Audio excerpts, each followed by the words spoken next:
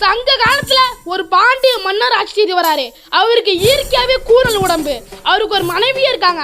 அந்த மனைவிக்கு ஒரு பெருங்கவலை என்னன்னா, அவர் ஏன் சமண மதத்துக்கு தழுவி இருக்காருன்னு சொல்லிட்டு அவரு மனைவி திருஞான சம்பந்தரை கூப்பிட்டு இங்க வாங்க எனக்கு ஹெல்ப் பண்ணுங்கன்னு கேட்டிருக்காங்க. அதை வர்றதை தெரிஞ்ச சமணர்கள் அவர் இருந்த குடிசைய தீ வச்சு எரிச்சிடறாங்க.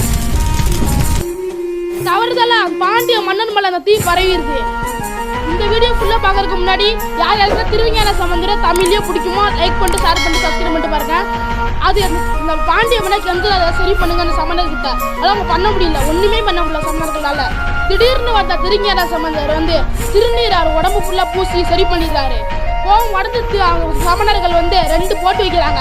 அனல்வாதம் புனல்வாதம் சொல்லிட்டு அந்த 2 போட்டியில திருஞான சம்பந்தர் ஜெயிச்சிடுறாரு. அதுக்கப்புறம் வேந்தனே ஓங்குன்னு சொல்றப்ப அந்த பாண்டிய மன்னர் எழுஞ்சிடுறாரு. அவர் யாருன்னா வீர கோச்சடையானோட தந்தை 23 ஆழ்மர்கள் ஒருத்தரான மாரவர்மன் அறிக்கை